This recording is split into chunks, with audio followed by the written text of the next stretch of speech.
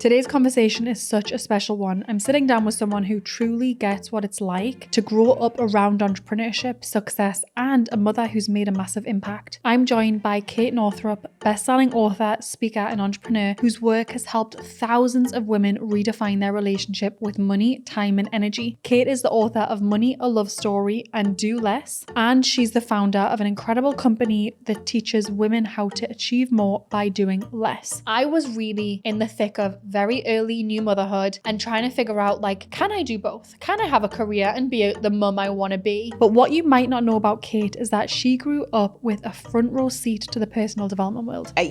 She was on Oprah 10 times. I just wanted my mom to be like everyone else's mom. And she just wasn't. So her mum, Dr. Christiane Northrup, is a pioneer in women's health and someone many of us grew up reading or watching on Oprah. In this episode, we dive into what it was really like being raised by a mother with such a massive platform, how that shaped Kate's own views on success and ambition, and the unique lessons and pressures that come from growing up in that kind of environment. Most of the women who listen to this podcast are breadwinners of their family too. And so in full survival mode, basically during a year that brought me to my knees and I was just trying to make it through the next 5 minutes. A year after Penelope was born, we sat with our accountant and we realized we had made twice as much money. This one is real, raw, and filled with so many gems about legacy, identity, and redefining what success looks like on your terms. Let's dive in.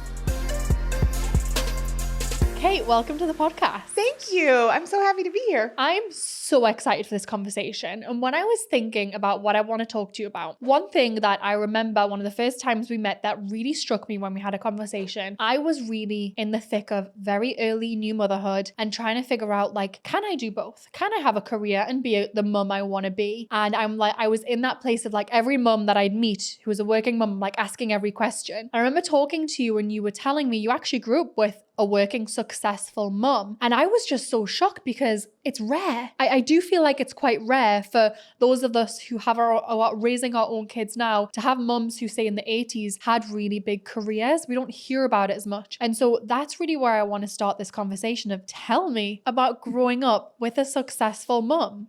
Yeah. Well, it's funny because just before we started recording, I was trying to think, I was like, actually, I think I am the only one I know who had a mom who worked a lot and was really successful and also very visible. That is going to be common for our kids. Really Which common. is wild, but my mom was a major pioneer. Like she was at it before this was a thing. She really was. She really was. She really was.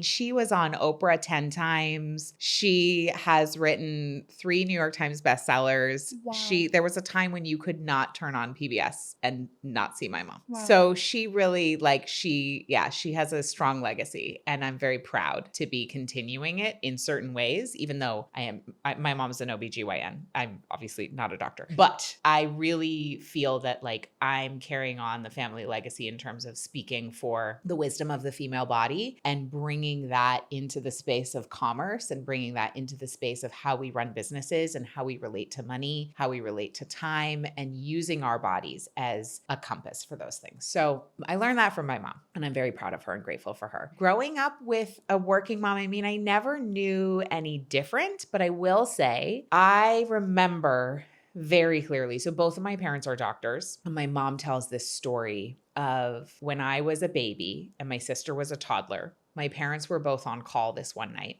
and they met in the parking lot of the hospital at 3 a.m. to trade the car seats. And one was coming out of the hospital and had to wake us up in the middle of the night, drive us into the hospital, give the other one the car seats, pop them in the car, go home, put everyone back to bed. And it was at that moment when she and my dad looked at each other and they were like, we need a nanny. Hello? So I come from this legacy of women where it's not the first instinct to get help. Right. Because if you picture that scene, the insanity of 2 doctors waking up sleeping children to switch car seats at 3 a.m. in the hospital parking lot is and it wouldn't have occurred to you before that moment that you might need some extra help, like that's fully nuts. Yeah. I do remember both of my parents working a lot, and oftentimes on Saturdays we did rounds with my parents at the hospital. My sister and I would just hang out in the doctor's lounge and eat all the mini graham crackers and like the little apple juice with the aluminum foil. Oh, yeah. Like peeled off lid. It was like 2 ounces of apple juice in a little plastic cup. And so that was just our life. But I remember my parents worked a lot. And I remember the feeling in my house, which is you just have to work a lot and there's always more to do. And there was a sense of stress and pressure around it. And so I decided really early on that I was going to have my own business so that I could have freedom. As I was like, I want to be able to stay home with my kids. I want to be able to have as much time with my kids as I want. I don't want to have my schedule determined by, is someone having a baby? Did someone get hit by a motorcycle? And just have to drop everything and leave because someone is in pain or having an emergency. And I really honor my parents. I mean, going into the medical field, I believe that doctors and nurses are absolute healers and angels, and they sit with people in just the hardest moments of their lives, especially nurses, I will say. Like, it's an amazing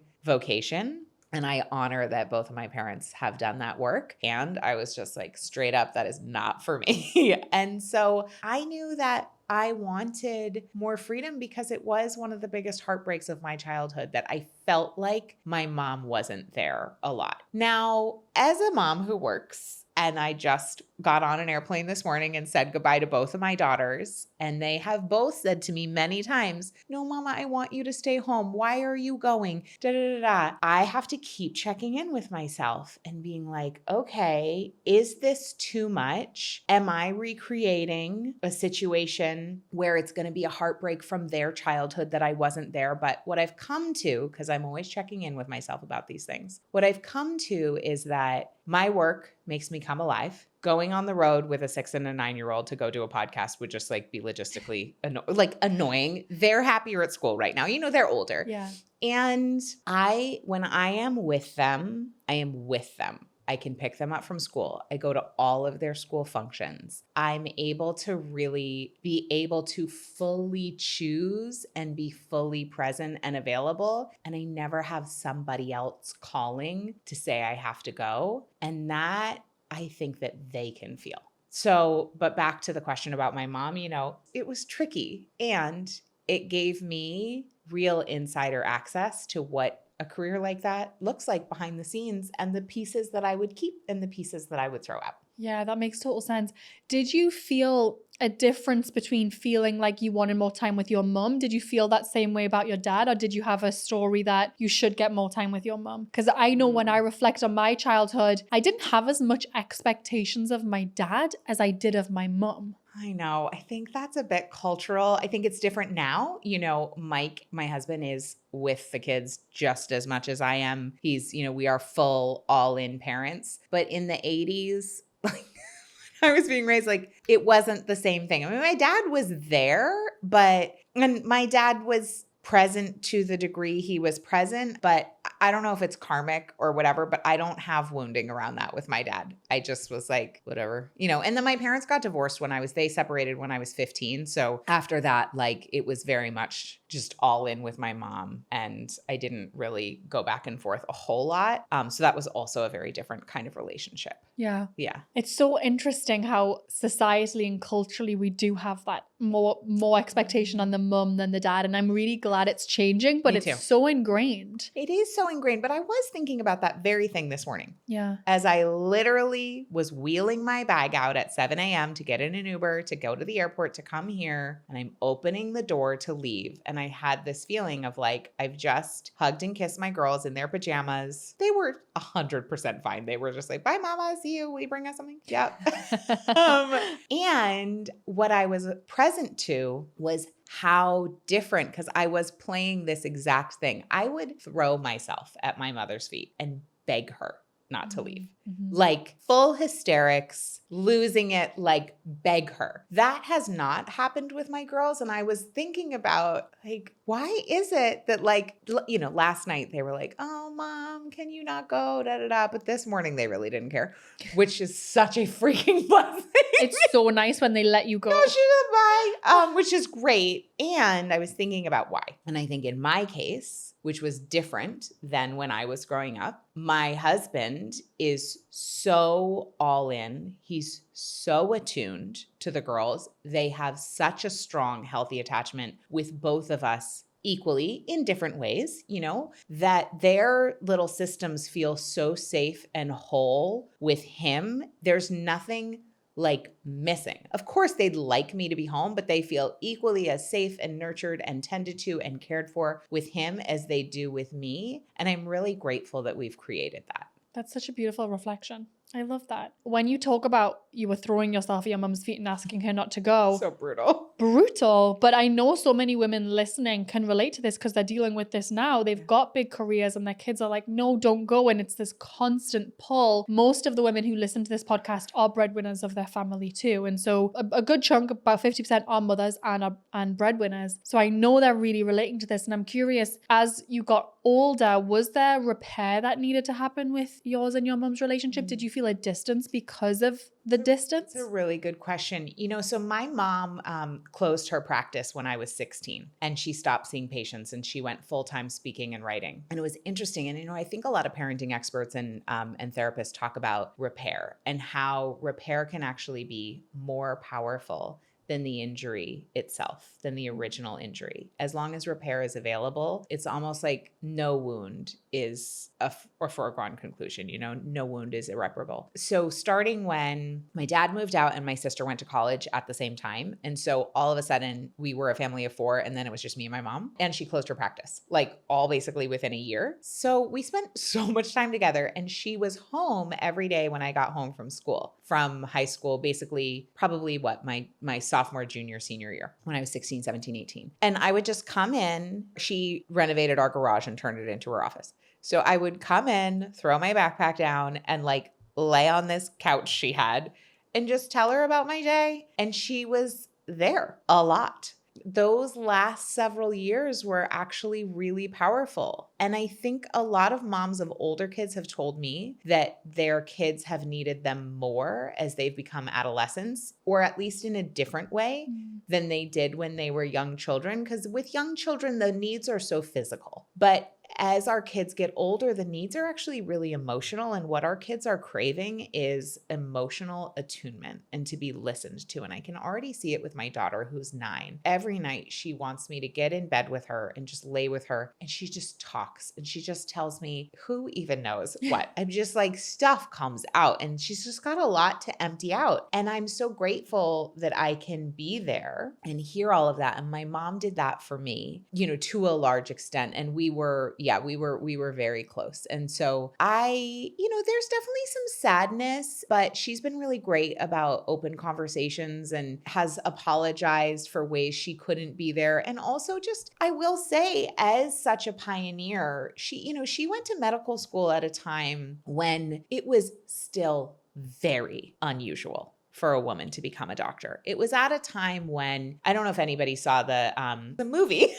about Ruth Bader Ginsburg. Yes. And there's that scene where she's at either Yale or Harvard Law School. I don't remember which one. And it's very clear that like as the only woman at the table, it is assumed that she is taking a man's spot and that there's something wrong with that and she better prove herself. And when I was watching that scene, I was so aware that that was the same era that my mom was in medical school. And it helped me understand her so much better, to just be like, she didn't have the choices I have. There was no social media. Women who were her fellow doctors were not like standing shoulder to shoulder like we are, where it's like, hey, let me support what you're up to. Let me share with you what's working. It was like, every woman for herself. And if you got a spot, everyone was trying to compete with you. And she was also supposed to be competing with the men. And so I'm very grateful to her and the women who have come before us, because we wouldn't have what we have without them. And so as much as we have needed to do some repair work, I'm just really conscious of the limitations of the culture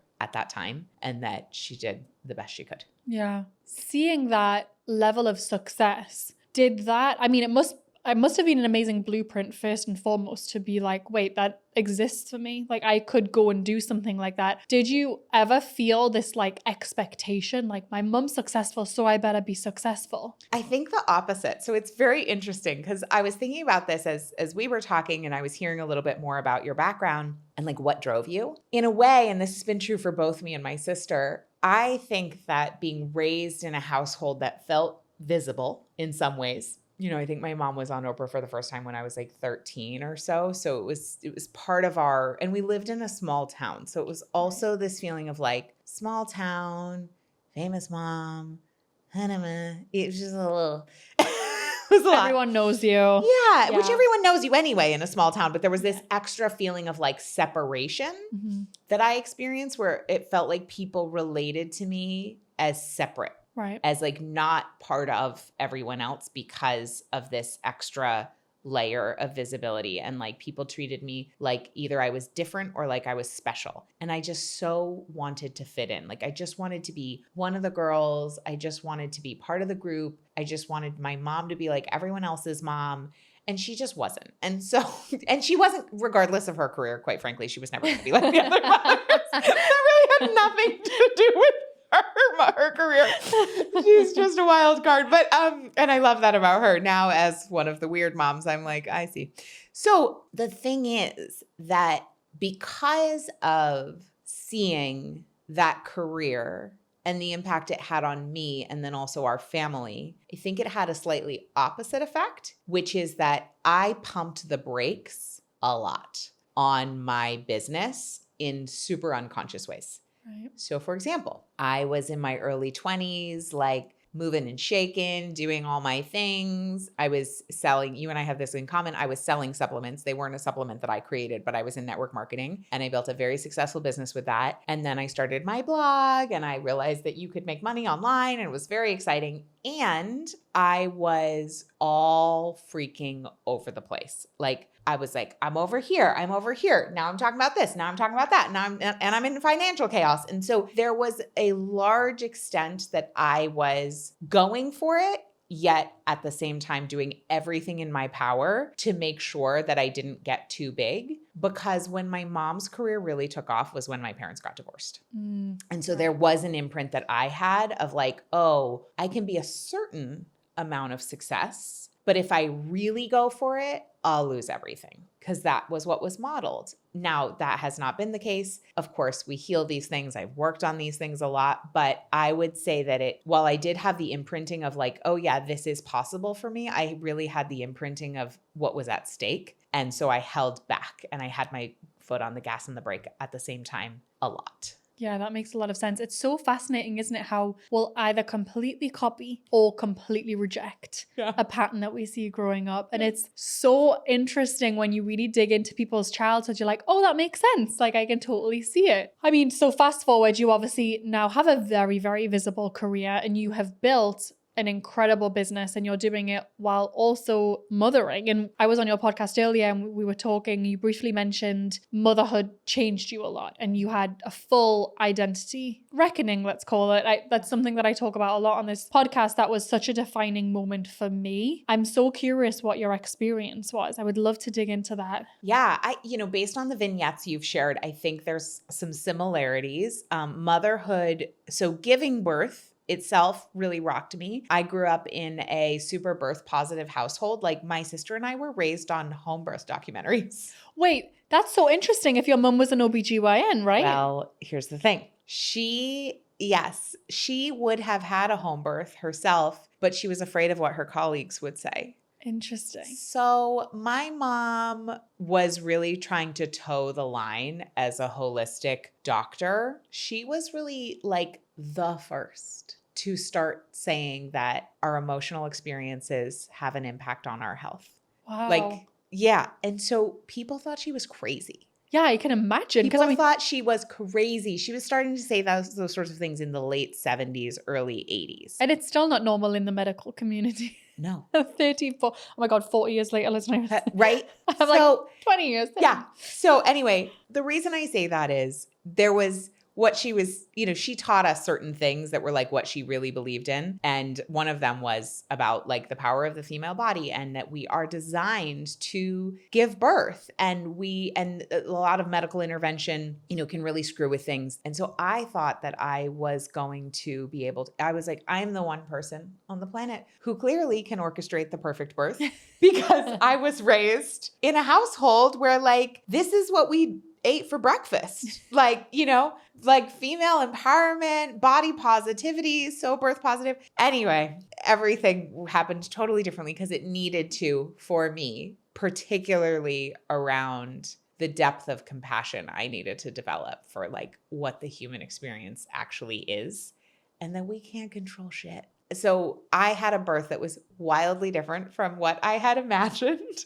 I labored at home until I was 10 centimeters and then had an abrupt transition in an ambulance. And Wow. and my girl was coming out 1 foot up, 1 foot down. So it was, it was an urgent C-section and then a stay in the hospital and a whole thing. And she was quite sick. So that in and of itself was dramatic and quite traumatic. And then it started me off on the path of motherhood I was traumatized and I didn't know it. And I didn't have support because as I shared that story of my parents with the car seats in the hospital parking lot, like it hadn't occurred to me that I would need any help. And at 3 months postpartum, we finally hired a nanny for 10 hours a week, which I thought was so much time.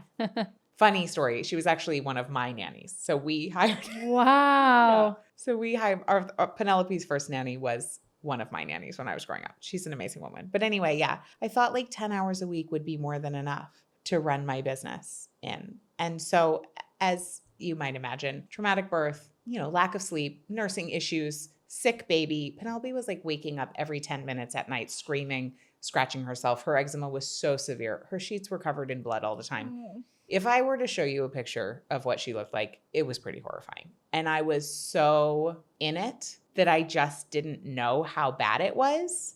And I was fully in survival mode. So as a result, I was like, what business? Literally, like, I don't even know who I am. What's my name? Let alone, so what we had done, which I'm very proud of, very proud of what happened, in full survival mode, like, basically during a year that brought me to my knees and I was just trying to make it through the next 5 minutes. I just did the bare minimum because I didn't even have time to think about what would be the bare minimum. It was just like every man for himself. It felt like a war zone. So I just got done like literally the bare minimum. And what happened was so cool. A year after Penelope was born, we sat with our accountant and we realized we had made twice as much money that year. Wow. And I was like, wait, I'm sorry. What have I been doing my entire adult life if I could like get by on a wing and a prayer, on no sleep, and make twice as much money? I would never repeat that year for anything. It was beyond brutal. Worst year of my life. I will be honest. I mean, Penelope's the best thing, but like it was the worst year. And also, I was like, there's got to be something to this. Mm-hmm. There's got to be something to this. And ultimately, that experience is what I wrote Do Less about. So I was like, if I could make twice as much working essentially 10 hours a week, I need to figure out how I did this. So I worked backwards, figured out what it was that I did, and operationalized it. I love that. And it's not always fun to hear, but we really don't learn a lot when things are so good. We really don't. But what a bummer. Yeah, but when your back's really up against the wall and you find yourself in the most challenging spots, you learn so much. There's so many parallels between our experiences. I mean, in so many ways, but my birth also was really traumatic, ended up in C-section. And I think I had a lot of anxiety trapped in my body from that it was showing up postpartum, but no one really prepares you for birth trauma and what to do and you might need support and all the things. I still feel even now, it's becoming more of a conversation, but only when you look for it. Yeah. And I feel like sometimes when you look for it, it's a little bit too late. But it's so interesting because in those moments where it feels like you're a shell of a human being most of the time is when the biggest downloads and the biggest lessons come to you because you're just in that full surrender mode. Like, I've got nothing else to give. Like, I'm just trying to survive. And it's like, that's where the wisdom comes in. Because when I don't know, when things are good and you're busy and just like going with your rhythm, it's just like you're often too busy to look for the lessons. But then in moments like that, you can't ignore them because there's no hiding from anything. It's so true. And the other cool thing is that the female brain changes in some pretty dramatic ways when we become mothers that are really supportive, actually, of business. Ooh, tell me about this. It helps us to really, the part of our brain that is good at sifting and sorting for what matters and what doesn't gets much bigger. And so it's just like, no more bullshit. I have nothing available for any of this. So I love that. It makes us so much better at setting boundaries, and our ability to have a more, what's the word? Like just more of a like covered focus on what's happening is actually obviously so necessary for our child, because you can be aware of just like the tiniest sense of a sound or a funny feeling or whatever, right? You get this like hazy sense of just everything. Yeah. And while that can lead to some hypervigilance and micromanaging in your business, it can also really help us to use that sort of spidey sense for what's needed from a deep intuitive level in our businesses that may actually be beyond the data, right? I know you have those circumstances where it's like, yeah, all these numbers are looking good and whatever, but I just have a sense, like I'll never forget one that happened. We had, oh my God, I'll literally never forget. I was sitting in my nursing rocker listening. Where all the magic happens. Right? Penelope was, I don't know, let's say a year and change. And I was listening to our friend James Wedmore's podcast. Mm-hmm. After I gave birth to her, I don't know what happened, but I was like addicted to James's podcast. Wait, I've never told him this actually. I would walk up and down the road with her in the little like baby carrier, just like listening to James. I don't know what that was about, but anyway. I love that so much. I'm going to tell him. So I don't remember what podcast I was listening to or what happened, but at the time, one of the things that was really working for us in our business, and part of the reason that I could work so little and make so much money, is we had an unbelievable evergreen funnel working behind the scenes. Like it was killing. We were, it was bringing in, and for us at the time, this was like, it was bringing in $50K a month. Amazing. Doing that. Like literally I was doing nothing for that dream. Everyone needs a funnel. And that was back in the day, right? Yeah. Like that was back in the day. Meta was a very different play space at that time. If I had known things were going to shift so dramatically, I would have freaking doubled down. Yeah. But here's what happened. So I'm listening to James and I realize, oh my God, because the ads we were running, which were working so well, were debt focused. So because my program was called the Money Love course, we sold over 5,000 of those puppies. Like we did great, but the automated webinar was focused on the four surprising strategies or 4 unconventional strategies or something to get out of debt. Right. It worked so well. Here's the problem. We were paying to fill our funnel with people who were in debt. And so I was like, for the longevity of our business, this is going to be a serious problem. And it was just one of those moments of like, I just knew. And I just was like, Mike, we have to pull the plug on that funnel. And unfortunately, shifting to abundance language never made it perform as well for obvious psychological trigger reasons. Yeah. But we never were able to get it to perform. But I just was like, I can't focus on filling our list with people in debt. That is not going to be a long-term play. So that was an example of like having that deeper intuition that grows when we become moms. I really advocate for that so much. And I often don't even try and justify it to my team. I'm like, I don't know, but I just know this isn't the path. And I just think we have to trust that. We do. And we know our businesses so much more. We know our clients inside out. We have to trust that. So going back to then, you were working probably 10 hours a week in your business. You did double the amount of revenue,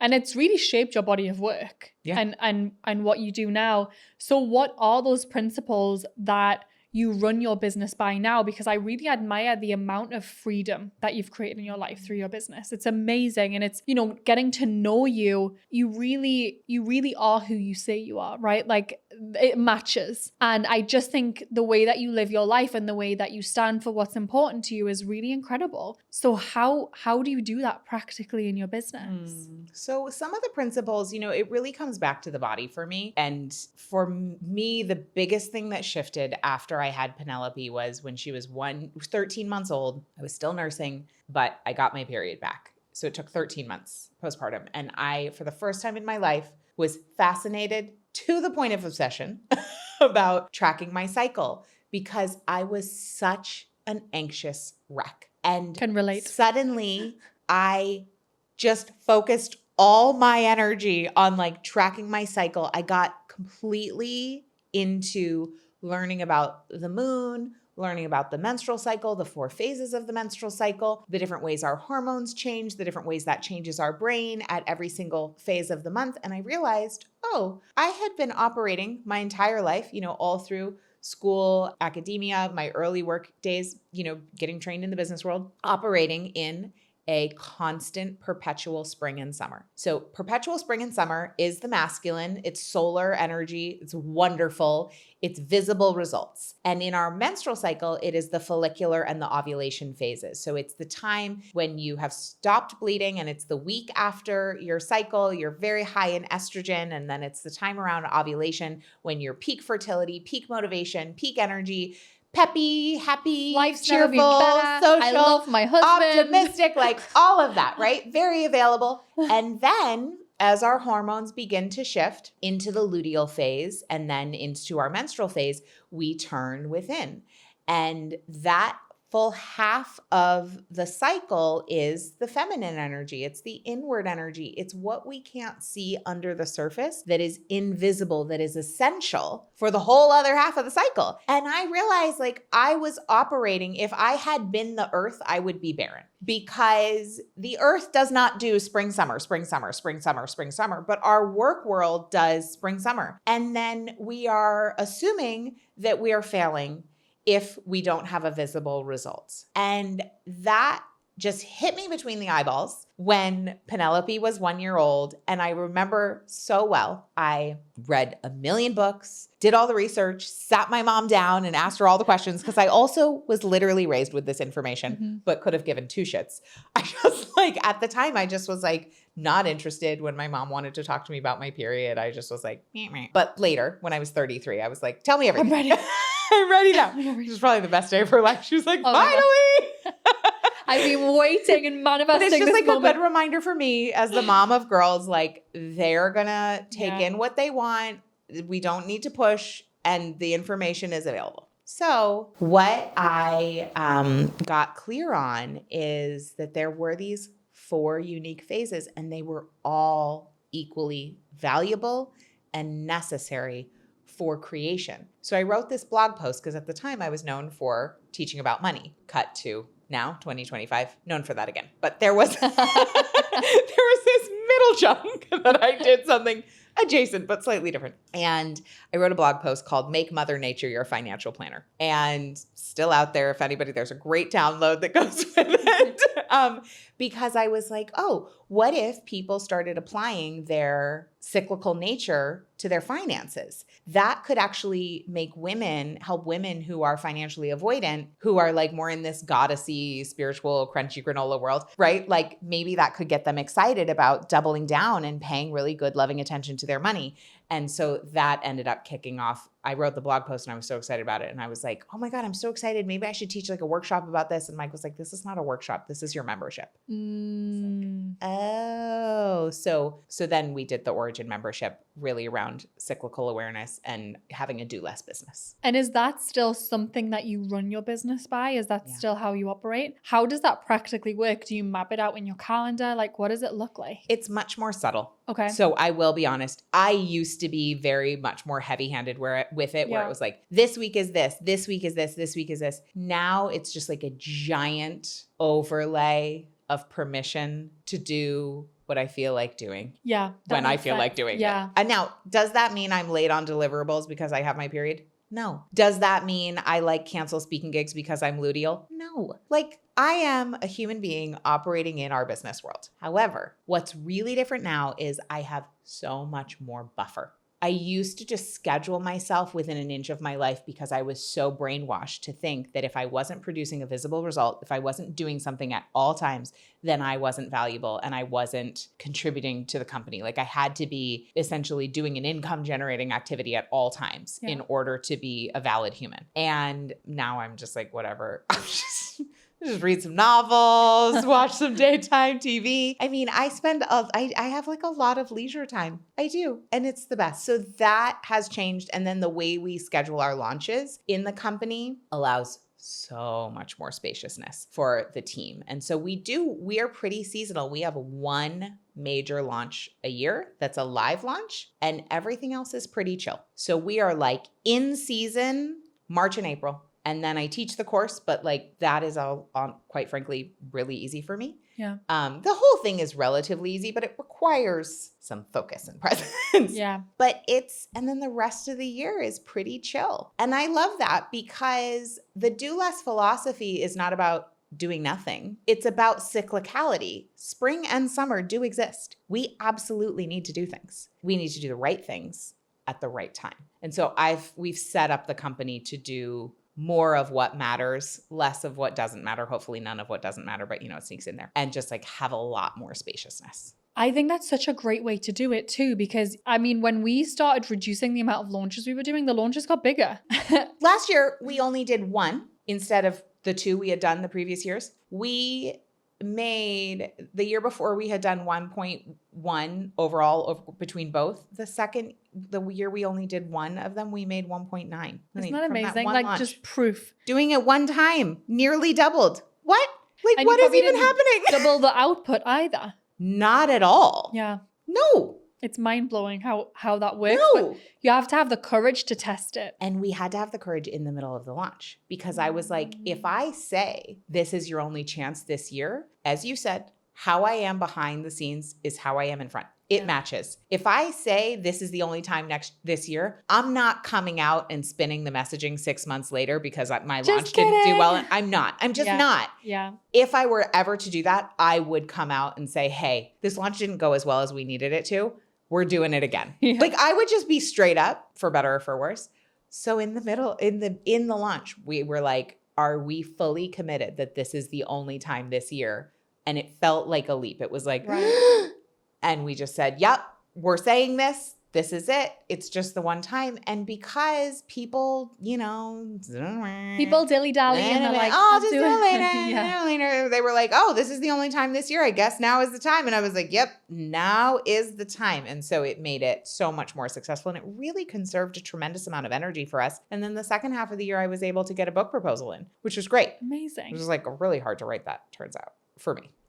I think there's so much to that. Just the courage to be willing to channel your energy in one direction. Yeah, it is a leap of faith. It is, but clearly it pays off. Something else you said, which I'm so curious about, which I really relate to, is how for so long you equated your busyness to your value. How did you first understand that you were running that pattern? And secondly, how did you begin to break that? Because that is a tough one. That is a tough one. And society programs us to think that. So I just want to be super clear. When we are consuming media, whether it is a podcast, a book, a movie, social media, we are in a passive theta brain state, which means we are basically being hypnotized. If you read the science on hypnotism and hypnotherapy, which is a powerful modality, I'm not talking about like hypnotist shows. Yeah. Right. Okay. Just to be clear, this is not like getting people to like cluck like a chicken, but actual hypnotherapy is powerful. And that same brain programming is working at all times. So we cannot, it's become so cliche to say like, be careful the media you're consuming because it's shaping you. Once you read the neuroscience of this, you will never be able to forget. Yeah, it is. And like with our kids, anyway, that's like a whole other thing, but we just really need to be thinking about what are we consuming and choose the models that show us women who find themselves valuable, who are making a powerful contribution while also taking a whole bunch of downtimes, and fill our feeds with those things. read books about them and stop idolizing. Oh, wow, look how much she does.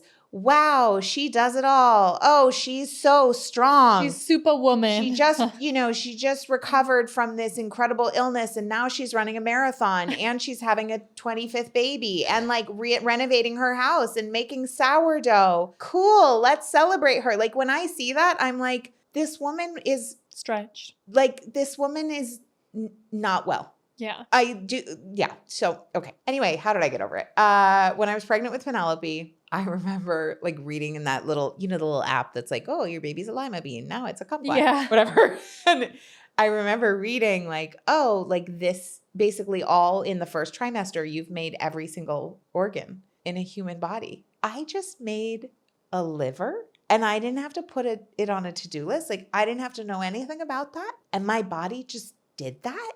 I was like, this is the most productive thing I have ever done. And I have not really done anything other than had sex one time. I mean, for the baby. Yeah. Like. You only ever had sex once? Just the two Twice times. now. Yeah. Can you imagine? Yeah.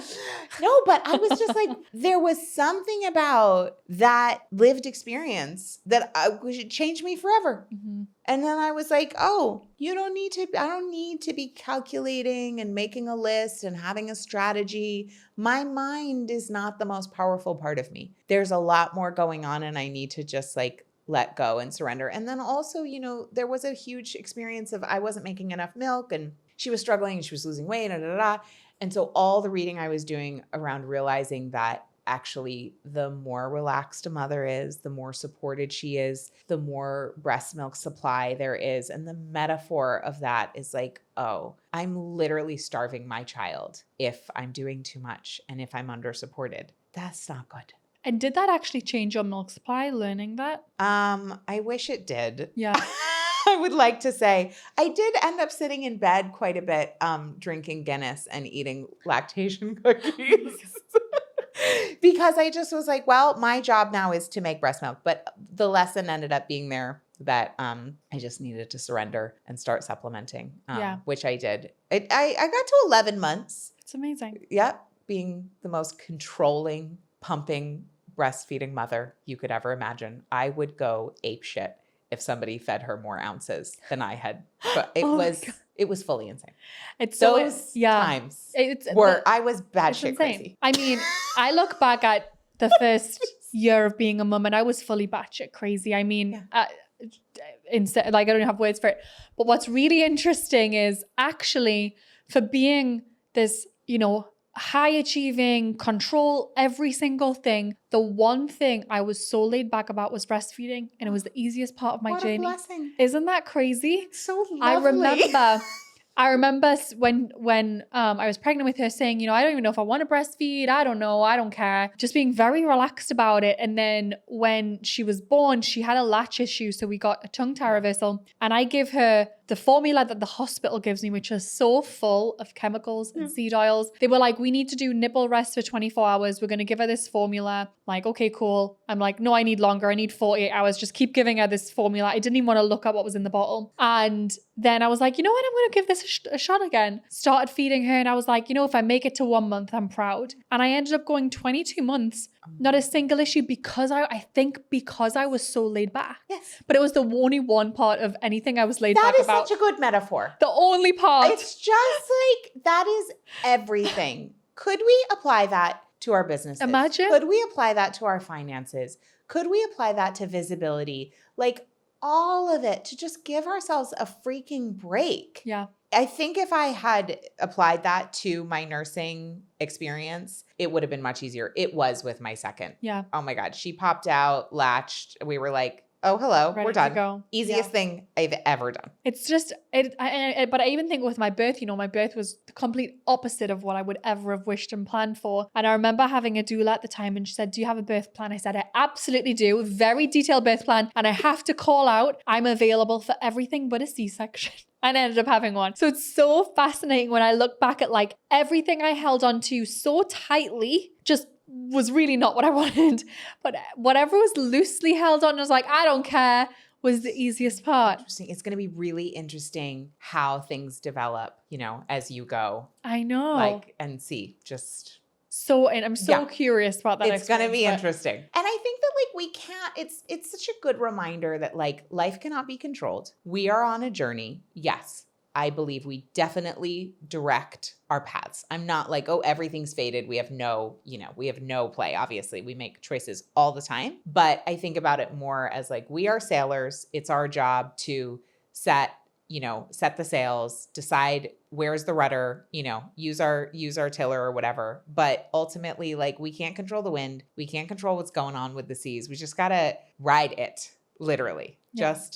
And birth prepares you for that in a way that nothing else can. Yeah. And there's so many experiences I think that we all go through, whether it's birth or whether it's some kind of life-changing moment that you'll go through and you'll never be the same because you really just get pushed your limits in every single way. And it's almost like you get shown the truth that you can never shy away from again. Yeah. It's wild. Yes.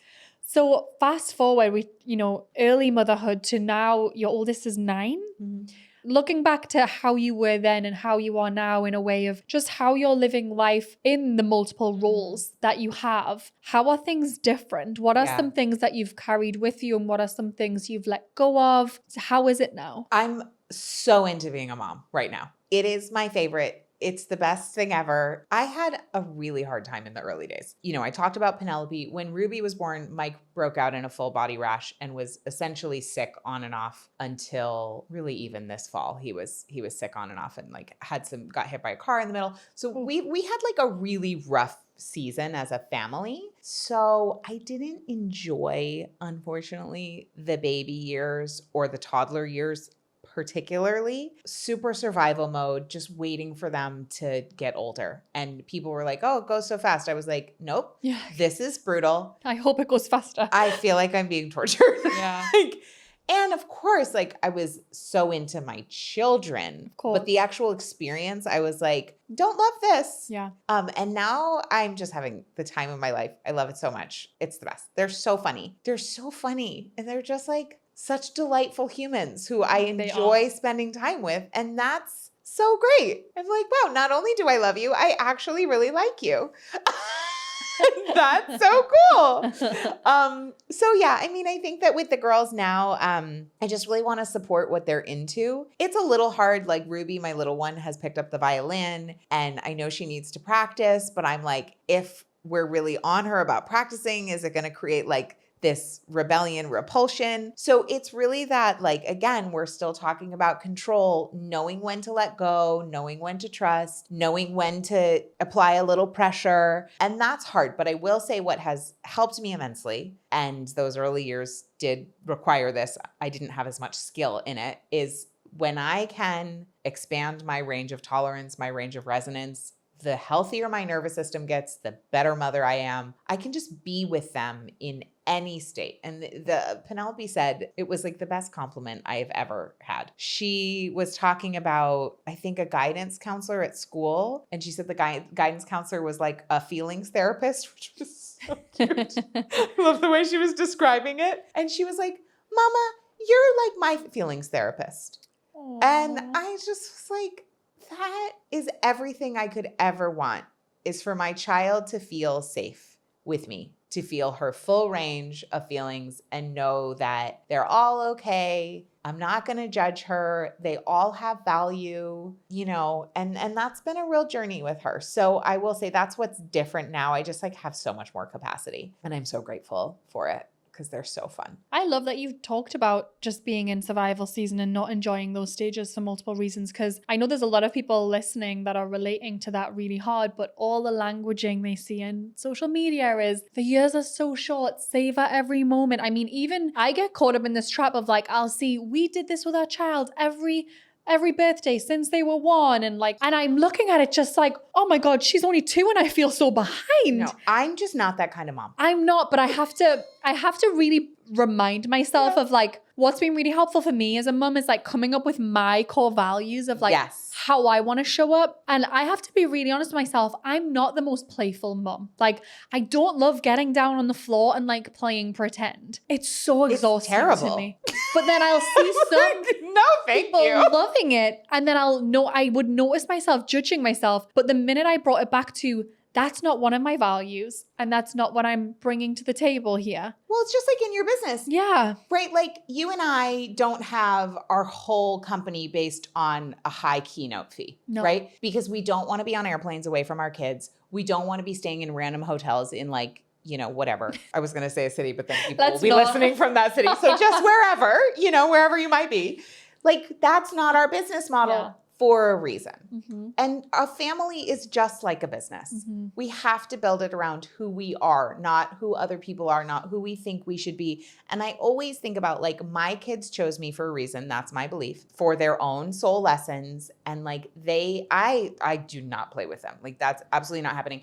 I read books with them. Sometimes we cook, we snuggle, we do stuff, we go to cafes. Like I really have tried to incorporate them in what I like to do. Yep, same. Because then I'm lit up. Or we find common ground in what we both are enjoying, and then they get the most lit up mom. And I know that what is valuable for a child is having a mom who is alive, who is happy, who is well-resourced. And we know that from the data. We know that the most significant factor in a child's well-being is their mother well. And so that's our job. And so, yeah, like if you don't want to get down on the floor and play, don't do that. I just love that so much because so much of it, whether it's motherhood or business, we pitch ourselves against a picture of what we actually don't want to be. And I catch myself in it all the time. You know, someone will be sharing with me a strategy that's working so well in business and I'll find myself getting excited about it. And then I'll catch myself, I'm like, wait, I don't want that kind of business and I don't want that kind of life. It's okay to love that for them, but do not try and implement it yourself. But I can notice it and I have to catch it. It's so good to be able to catch that fast. And I think it's a beautiful thing also to like to try on different possibilities in lives and be open, you know, and also that'll get us in a lot of trouble. A lot of places we don't want to be in. For sure. Yeah. Oh my goodness. I love this conversation so much. It was fun to talk about motherhood. I don't usually talk that much about being a mom. I really want to talk to you about this. I've been so excited. I will say, like, ultimately, I do want to just say, for those listening who have a big career, are building a big career, are the primary breadwinner, are a significant breadwinner, you know, and feeling that kind of mom guilt, I will say as someone who was raised by a mother who was out there making big things happen in the world in a very visible, very successful way, she paved the path for me. And I'm so grateful and I'm so proud of her. And I think I turned out pretty great. So I think so too. Your kids will be fine. That's what I want to say. I think that's really beautiful to say. And it's really, like I said, unique to be able to have a conversation with someone who grew up in the 80s with a mum like this. Because it's just very, very rare. And I know if your mum listens, she's going to be so proud of this conversation too. So thank you. Where can everyone find you? You can find me on Instagram at Kate Northrup and katenorthrup.com. My podcast is Plenty, and it's all about the kinds of abundance we can find in our lives, financially and otherwise. Amazing. I love your podcast so much. It's very soothing on my nervous system when I listen. I really love it. Thank you so much for being here. Natalie.